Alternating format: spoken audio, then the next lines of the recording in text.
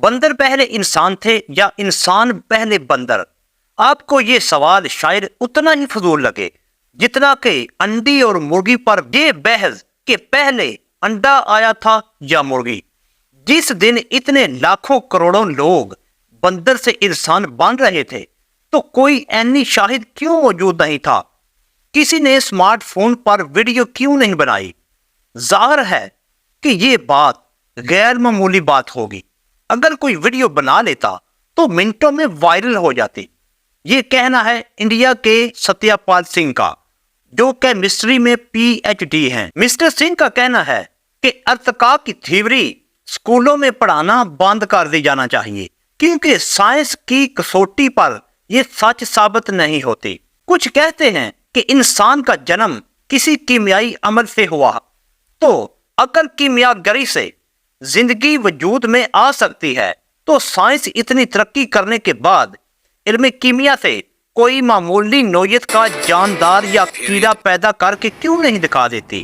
ہندوؤں کی کتابیں کیا کہتی ہیں، اور بائبل میں انسان کے بارے میں کیا ذکر ہے، اور قرآن پاک میں اللہ تعالیٰ کیا ارشاد فرماتا ہے، اور تورات میں کیا ذکر ہے، اور دنیا کے دوسرے مذہب کیا کہتے ہیں، اور ساری میتھالوجیز کیا کہتی ہیں؟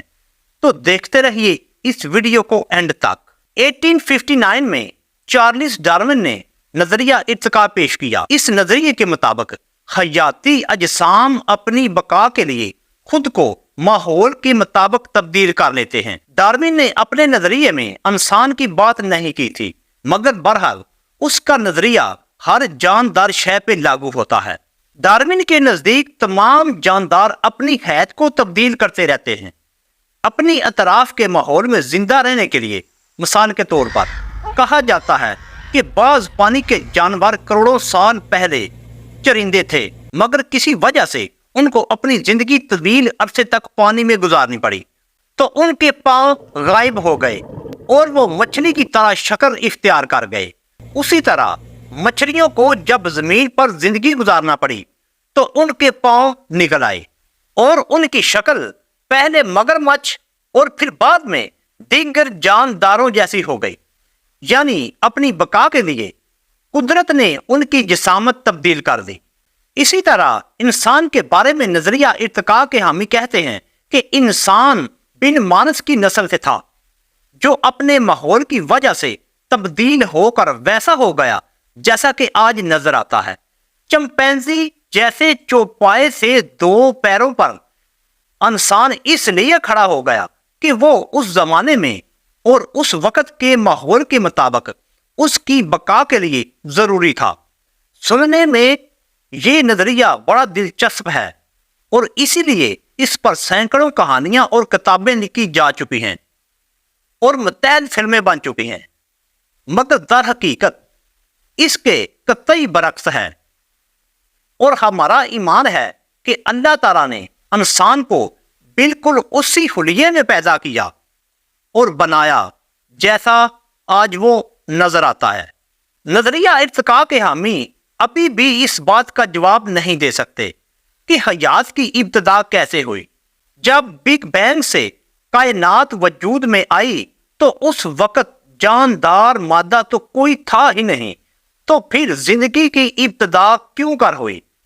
کچھ کہتے ہیں کہ کسی کیمیائی عمل سے ایسا ہوا، تو اگر کیمیا گری سے زندگی وجود میں آ سکتی ہے تو سائنس اتنی ترقی کرنے کے باوجود کیمیا گری سے کوئی معمولی نوعیت کا جاندار یا کوئی کیڑا پیدا کر کے کیوں نہیں دکھا دیتی؟ بہرحال بات ڈارون کی مشہور زمانہ اور ساتھ ہی انتہائی متنازع نظریہ ارتقاء کی ہو رہی ہے، جو صرف وہاں سے شروع ہوتا ہے جہاں زندگی پہلے سے ہی موجود تھی۔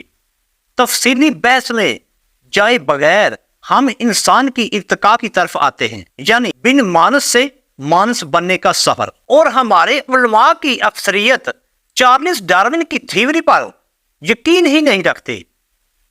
اس کی ایک بڑی وجہ تو یہ ہے کہ انہیں اس پورے معاملے کی سمجھ ہی نہیں ہے۔ شاید ہی ہمارے کسی عالم یا دینی اسکالر نے ڈارون کی اوریجنز آف اسپیشیز پڑھ رکھی ہو، اور مذہبی نقطۂ نظر میں تقریباً تمام ہی مذہب کا اس بات پر اتفاق ہے کہ حضرت آدم علیہ السلام کو اللہ تعالیٰ نے مٹی سے بنایا اور اس کی جنت میں پیدائش یا تخلیق کی۔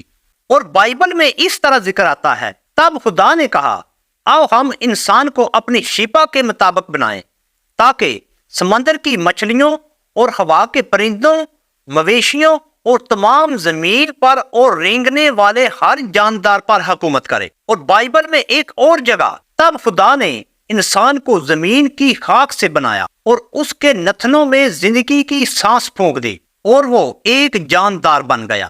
پھر تورات میں ہے، زمین کے انسان آدم علیہ السلام وہ پہلا انسان تھا جو خدا نے تخلیق کیا، جو زمین کے ہر حصے سے لی گئی مٹی سے بنایا۔ پھر خدا نے پہلی عورت بنائی جو کہ حضرت آدم علیہ السلام کی بیوی بنی۔ پھر قرآن پاک میں اللہ تعالیٰ ارشاد فرماتا ہے، یقیناً ہم نے انسان کو کالی اور سڑی ہوئی کھنکھناتی مٹی سے پیدا فرمایا ہے۔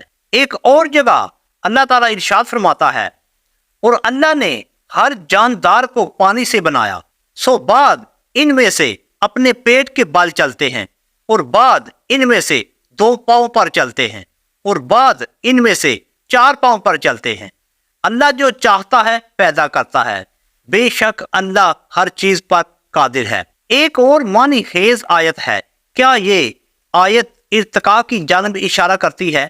اور قرآن پاک میں آتا ہے، یہ دیکھ کر کہ وہی ہے جس نے تمہیں مختلف مراحل میں پیدا کیا ہے۔ اور ایک اور جگہ آتا ہے، اللہ نے تمہیں زمین سے پودوں کی طرح اگایا ہے۔ اور ہندوؤں کا نقطۂ نظر بھی بڑا دلچسپ ہے۔ ان کے خیال میں برہما نے ایک تری مورتی تخلیق کی جس کی باقی 2 حصے وشنو اور شیوا ہیں، جو کہ بقا اور تباہی کے ذمہ دار ہیں۔ ایوولوشن پر ایک دلچسپ نظریہ ہندو مت میں یہ ہے کہ اس کے مطابق دیوتا وشنو کے 10 اوتار ہیں، جو کہ انسانی ارتقاء کی وضاحت کرتے 10 درجے ہیں۔ پہلا اوتار متسیہ ہے، جو کہ مچھلی ہے اور پانی میں تخلیق کا سبب ہے۔ دوسرا کرما، کچھوا یا رپٹائل ہے۔ تیسرا وراہا ہے، یعنی زمینی جانور۔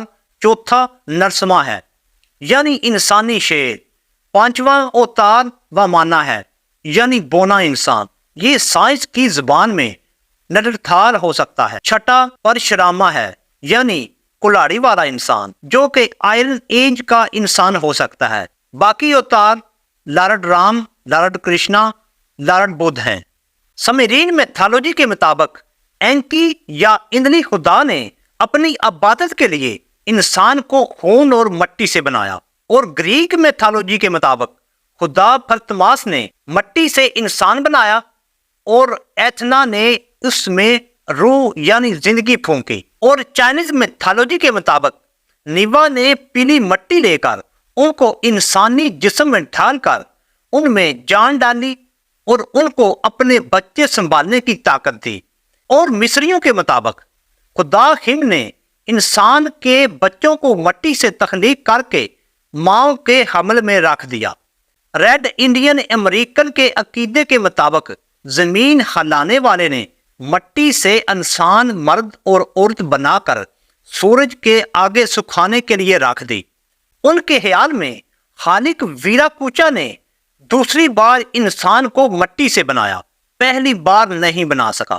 اور ممتاز اسلامی مفکرین کا نقطہ نظر کیا ہے؟ ابن خلدون نے اپنی معروف کتاب مقدمہ میں یہ نظریہ پیش کیا کہ تمام تحلیقات کی ابتدا معدنیات سے ہوئی۔ معدنیات پھر بیج سے پودوں کی شکل اختیار کر گئیں۔ یہ پودے بیل، پھر شیر والے جانور، بڑھتے بڑھتے سوچنے والے انسان بن گئے۔ یاد رہے ابن خلدون کا زمانہ 1406 تھا، یعنی وہ یہ بات ڈارون سے تقریباً 500 سال قبل کہہ رہے تھے۔ یہی پر بس ابن خلدون سے بھی پہلے ابن الحسن، جن کا زمانہ حیات 965 سے 1039 تک رہا، وہ بھی معدنیات سے زندگی کی ابتدا کو تسلیم کرتے تھے۔ انہوں نے اپنی کتاب المناظر میں یہ تصور پیش کیا۔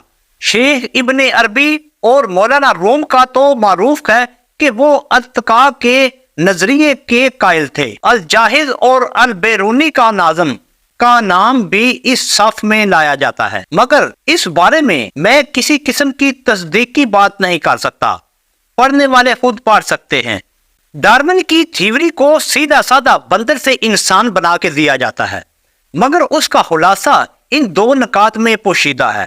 نمبر 1 کہ زمین پر ساری حیات، ساری زندگی ایک دوسرے سے جڑی ہوئی ہے۔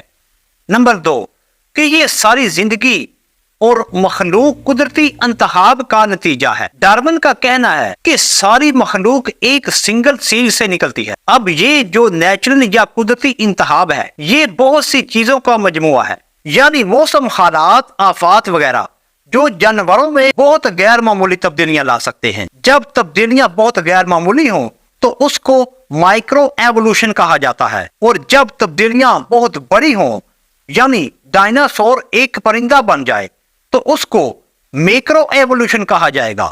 اس پر اسلامی نقطۂ نظر سے بھی کئی سوال پیدا ہوتے ہیں، اور نارمل لاجیکل سوالات بھی بہت ہیں۔ اصل بات یہ ہے کہ ہم یہ بات سمجھنا ہی نہیں چاہتے ہیں۔ چند سوالات جو ذہن میں آتے ہیں: اللہ کو کیا ضرورت تھی کہ وہ اتنا طویل عرصہ انسان کو بنانے میں لگائے؟ اگر اس وقت ٹائم کا تصور نہیں بھی تھا تو بھی ہم اس بات کو کیسے سمجھ سکتے ہیں؟ اگر انسان زمین پر تھا تو جنت میں حضرت آدم علیہ السلام کون تھے؟ اور اگر حضرت آدم علیہ السلام کی روح کو زمین کے کسی انسان کی جسم میں ڈالا گیا تو پھر انسانی تاریخ کم سے کم 40-50 ہزار سال پیچھے ہونے چاہیے، لیکن تاریخی حقائق فی الحال اس کی نفی کر رہے ہیں۔ اگر زمین کے نیانڈرتھال جیسے جانور نما انسان میں حضرت آدم علیہ السلام کی روح کو ڈالا گیا تو مٹی سے تخلیق کیا گیا انسان کہاں گیا؟ اور اللہ فرماتا ہے کہ میں نے تمہیں پودے کی طرح زمین پر اگایا۔ کیا یہ ثبوت کافی ہے کہ ہم زمین پر سنگل سیل سے آگے بڑھے، یا کہ ہم اس آیت کے کنٹیکسٹ کو نہیں سمجھ پا رہے؟ اگر انسان کو مرحلہ وار تخلیق کیا گیا تو پھر بھی اس کی تاریخ حضرت آدم علیہ السلام سے کیوں شروع ہوتی ہے؟ جب اس نے سوچنا شروع کیا تب سے کیوں نہیں؟